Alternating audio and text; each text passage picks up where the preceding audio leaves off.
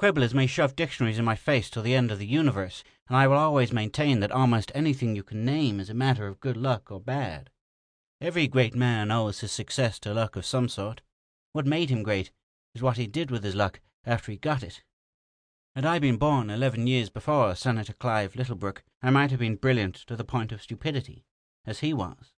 Nobody planned that I should be 24 when he was 35, and a space pilot instead of a senator. He had 11 years to get smarter than me. But all of his brilliance and all of my youthful innocence couldn't have prevented our being space-wrecked on a lonely, uninhabited planet. We knew it was lonely and thought it was uninhabited, as it almost was. It was the second planet of an unimportant sun, Yuga 16, which lay unexpectedly in our path through hyperspace, while I drove him to an important committee meeting on Arcturus 3.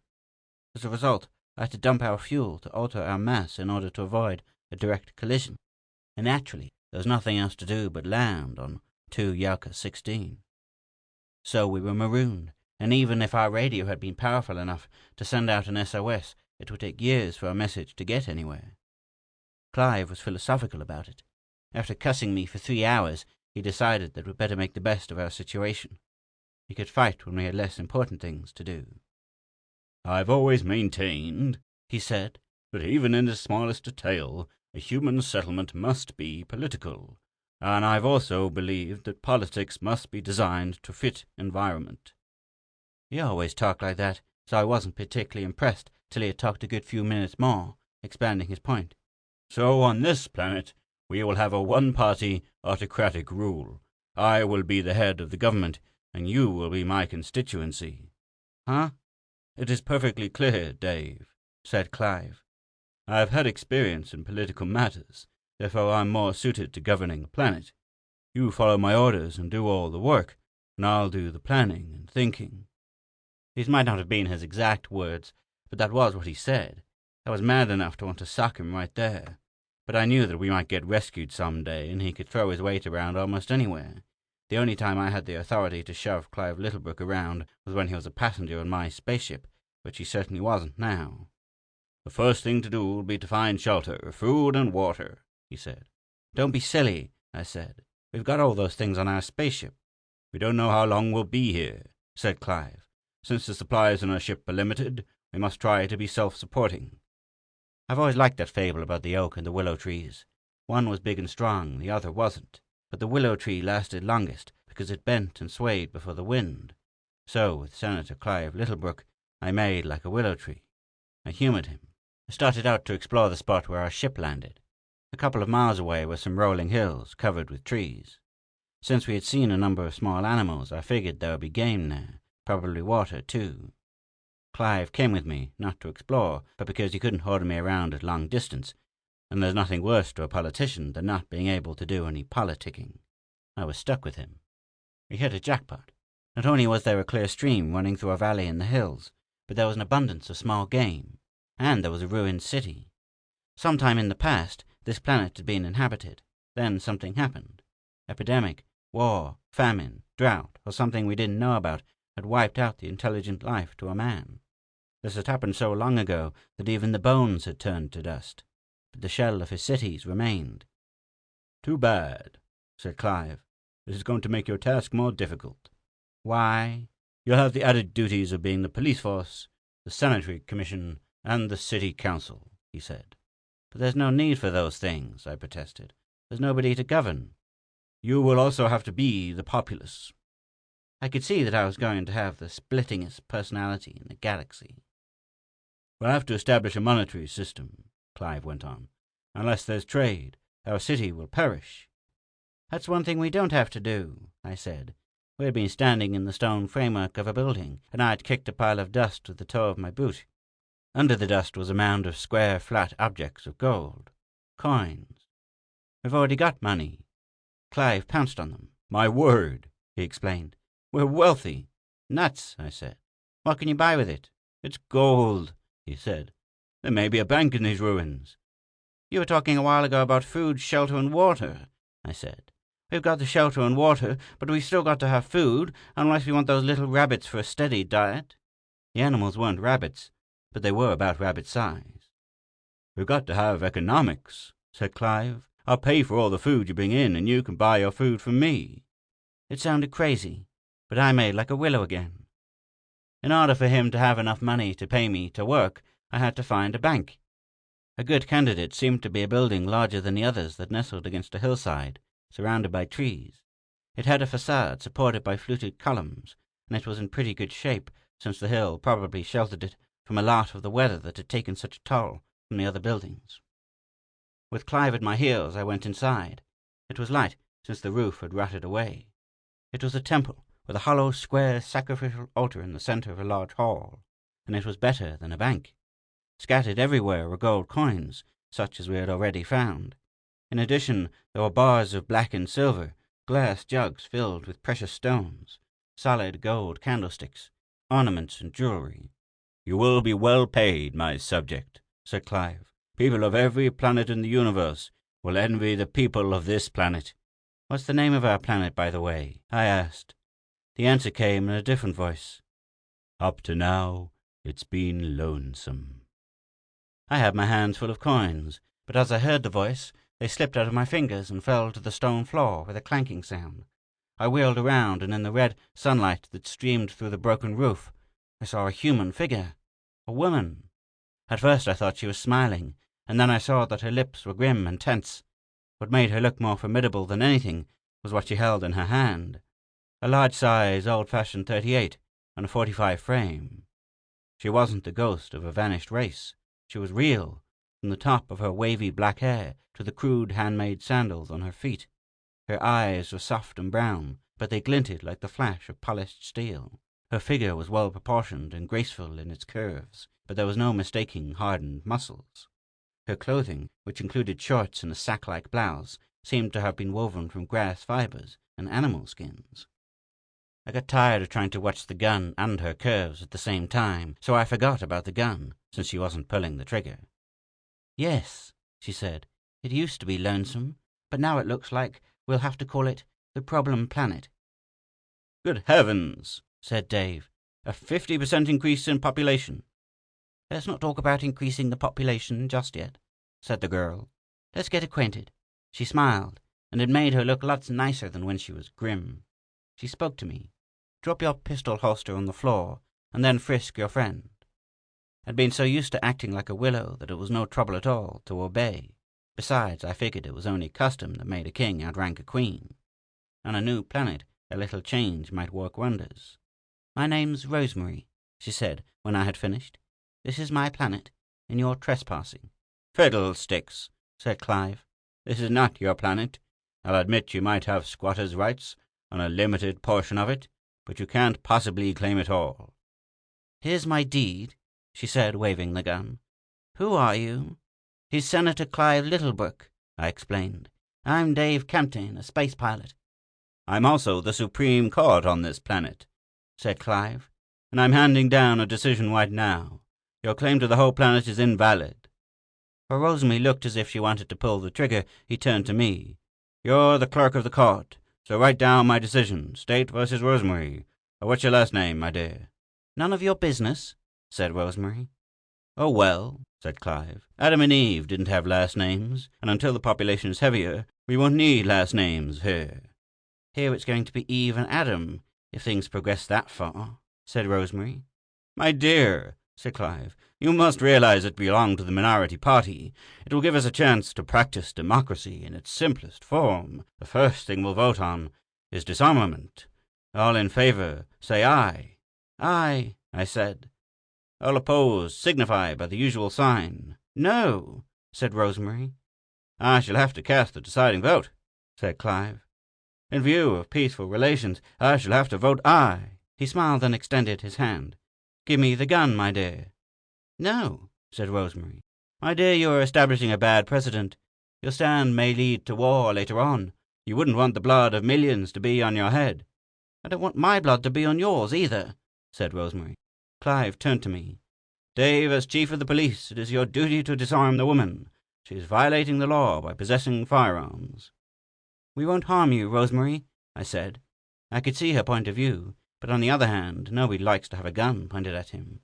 "No," said Rosemary. "Listen to reason," I said. "There are two of us and only one of you, Sooner or later you're going to have to sleep, while we can take turns sleeping. You can't keep that gun pointed at us forever, so you might as well be a good sport." Said Rosemary. "My dear," said Clive, "you are an earthling. Certainly your instincts must be for the democratic way of life. A gun speaks of tyranny." It wasn't hard to figure she was an earthling. She spoke perfect English, and a 38 on a 45 frame isn't found on other planets, unless Earthmen brought them there. While I was curious about her origin, I figured that at the moment there were more important problems to solve. This one looked near solution. As I recovered from my initial shock of seeing a beautiful girl pointing a gun at me, I noticed the gun more than I did at first. There were unmistakable signs of rust, and a rusty gun is often more dangerous to the shooter than to the shootee. It was so rusty, in fact, that I doubted if it would fire, so I simply stepped forward and grabbed it. She seemed to have been waiting for this move. No sooner had I jerked the gun out of her hand than she seized my wrists, turned, and pulled me over her shoulder in a snap mare. The next thing I knew, I had landed in a heap. "Want to try 2 falls out of 3? She asked.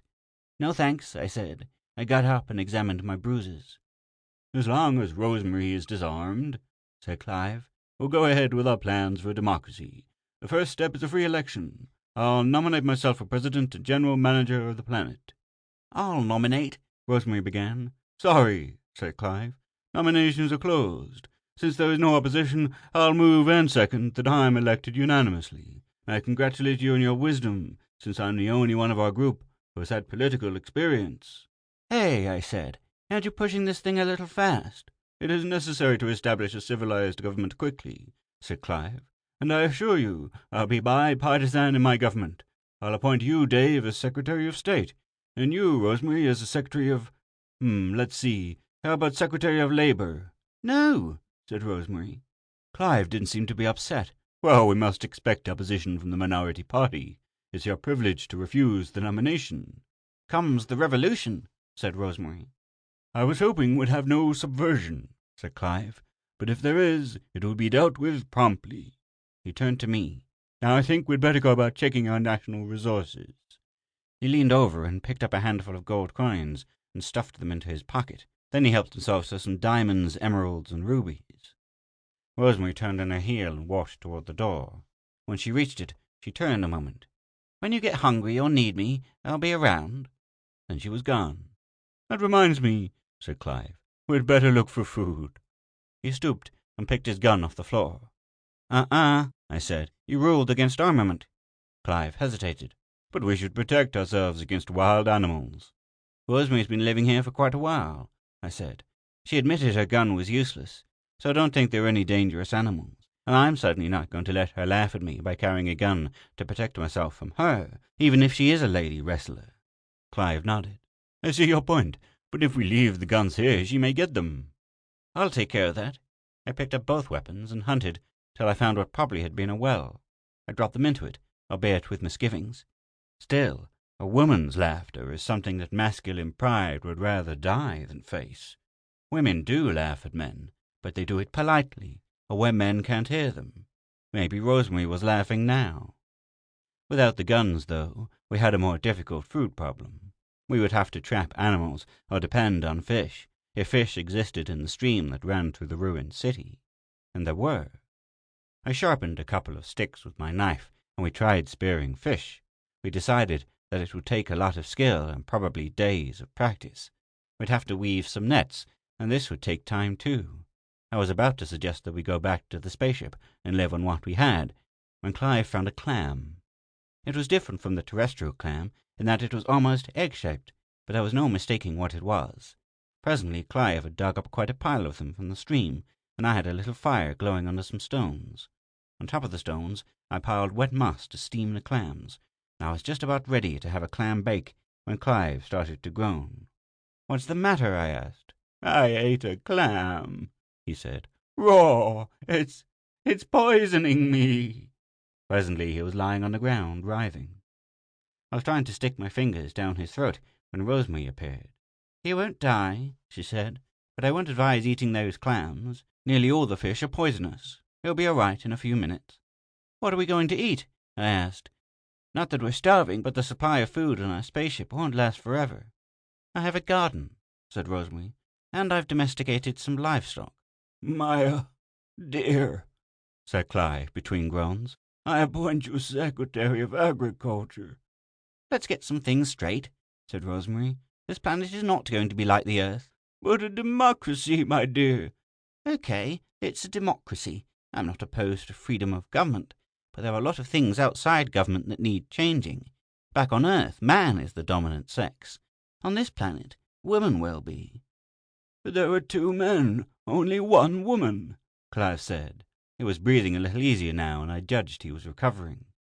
"All the more reason why women should be dominant," said Rosemary. "I'm more valuable." "We're stronger. Women must have men to protect them." "Any time you want to test your theory that you're stronger than I am, I'm willing," said Rosemary, and she looked perfectly able to take care of herself. I didn't know then how long she'd been on the planet, but she was hard as a rock.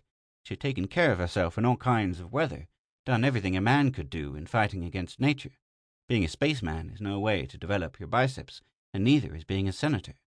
Said Clive. "Perhaps there should be more equality between the sexes. But most of the things that women misinterpret are not discrimination, but adoration." "I don't care what it was," said Rosemary, "and I didn't say anything about equality. Starting tomorrow, you boys will do what I tell you to." "But I'm the president," Clive protested. "And I'm the boss," said Rosemary. We fixed up some of the better preserved buildings into houses. We made tools out of sticks, stones, gold, and silver. We trapped animals and domesticated them, and we planted gardens and wove clothing out of grass and fur. Rosemary showed us how to do most of the things, and then left us to do them while she explored the ruins and dug up items that told how the vanished race lived. "They were humanoid," she told us once. "I found a frieze that pictured the inhabitants. While the art was primitive, it was easy to see that they were a great deal like men. Probably their civilization will compare favorably with that of Rome in Caesar's time, although I haven't found much bronze. Probably they had iron, which has rusted away. I still haven't found what killed them. But for that matter, no one really knows what killed the dinosaur. It's probably due to the fact that there's a critical point in the development of any species. When that point is reached, the species dies." "But man went farther on Earth than here," I said. "Sure, because the critical point on the Earth is higher than on Problem Planet." She paused and added, At least that's what my father thought." "Your father?" "Yes, he was an astroarchaeologist," she explained. "He brought me here when I was a little girl, only 12 years old, and he died here. I've lived alone in this ruined city ever since." "Didn't he have a spaceship?" "Sure, but I didn't know how to run it." "You mean it's still here? Can it operate?" "I suppose so. I don't know anything about spaceships." I almost yelled. "Why didn't you say so? We could have been on our way to civilization long ago." She nodded toward Clive. "He's so happy here, being the president of everything." "Good heavens, girl," I said. "Clive's a politician. He's got to have people, a whole planet full of people to really be happy. Right now he's—" I stopped. Rosemary had tears in her eyes. Clive had been busy grinding some nuts into a sort of flour, and when he noticed Rosemary wiping her eyes, he rose and came over to where I'd been weaving while I talked to her. "What's the matter?" he asked. I decided to break the news by easy stages. "Supposing we had a way to get off this planet, to go to the Earth, or 3 Arcturus, or somewhere we could live like human beings again. Wouldn't you want to go?" Clive laughed. "I've never had so much fun in my life," he said. "Here I'm everything I wanted to be. I've got a nice political boss, and I'm the chief executive of a whole planet. I'm also the Supreme Court, and 1/3 of the voters. I've got more wealth than a nabob, and no pressing appointments with people I don't like." Rosemary looked up at him. "You like me?" "Certainly," Clive said. "Woman has always been the dominant sex, the stronger sex, if you like. On Earth she invented the idea that man was the big shot, but that was to keep man from being discontented. Equality of the sexes always has been a myth, but I didn't realize it until civilization was reduced to its simplest form." "What about you, Dave?" Rosemary asked. "Personally, I like life on easier terms," I said. "Not that it isn't pleasant here, but we have to work so hard, and we've been lucky not to have had any real sickness, except for the time Clive ate a clam, and that wasn't serious. But sooner or later we're going to need the science of medicine, and if we don't need that, we're going to have something else that civilization has, and we haven't.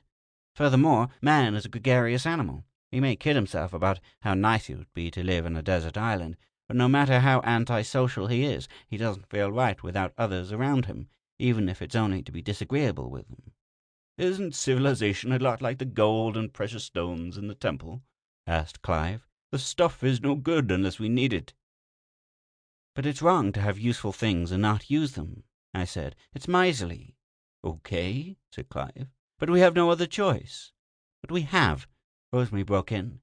"I just told Dave that I have a spaceship. You can go away if you wish, or stay. It's up to you. I didn't tell you before, because I hadn't made up my own mind. Now I have." "It's my mind that has to be made up," I said. "I'm the only one of us who can pilot a spaceship. No matter what you want to do, I've got quite a say in the matter." Clive sat down on the ground beside me. "So you're the most important one. You're the king for a day. If we want to go back to civilization, you're the only one who can take us." "Right," I said. "When we landed, you were top man, because you were a big wheel. Right away, Rosemary took the scepter because she was a woman, and women are scarce. Now I'm president of everything." "It's a democracy," said Rosemary. "We'll vote on it." "In view of the importance of the occasion, we should have a debate first," said Clive. "You first, Dave," said Rosemary. "Okay," I said.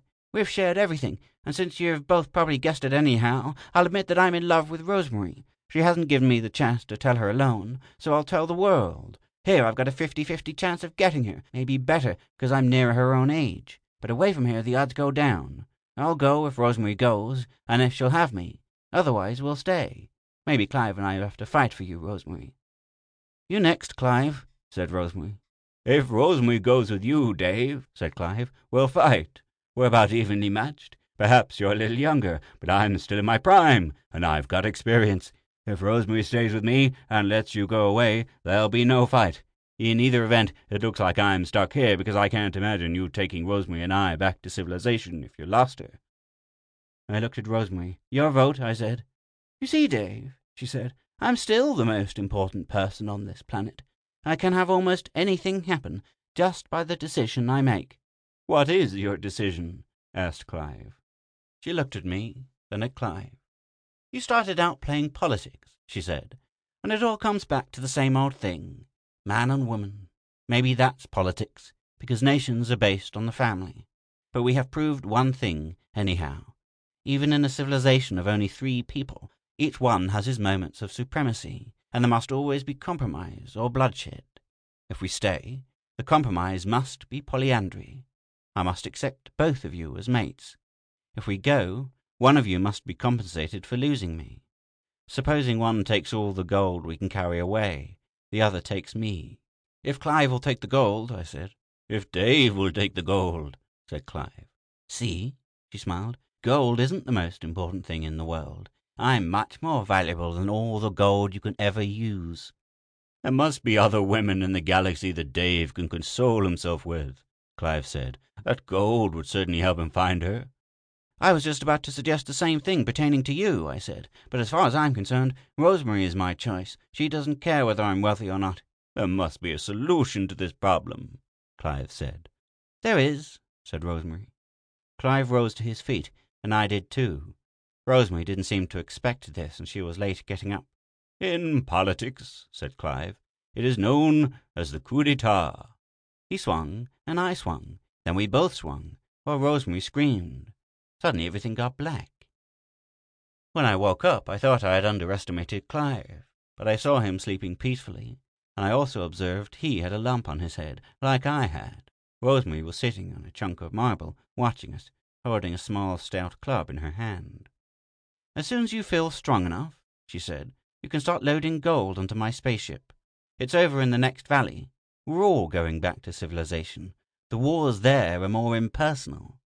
"You've made your choice?" I asked. "I have," she said, "but to avoid bloodshed, I'll not reveal it till we get home, unless one of you figures it out. What happens then? The loser gets locked up or placed under guard. I don't think, if you're the loser, you'd do anything silly like cracking up the spaceship. After all, there'll be a fortune in gold and consolation with another girl. I'm sure there is another girl in the universe." At the time, no, I didn't think there was. When we landed on Earth, we divided the spoils 3 ways, because Rosemary decided not to take either of us. "Neither of you asked me to choose between you," she said, "and that was the way to decide. You should have said, take one of us and the other will abide by your decision. That is what is known as compromise, even if it doesn't seem that way. The problem with men is that few of them can lose gracefully. They've got to start a war rather than a compromise. But losing isn't compromising, I pointed out. If you give up something and gain something, that's a compromise. How do you know you haven't gained by losing me? She said. I often wonder which of us she preferred back on Problem Planet, but considering the fact that we were probably the first men she got to know after her father died, I think she made a wise choice. Clive married a woman lawyer, and I married a chorus girl. Rosemary? She married a wrestler that could throw her.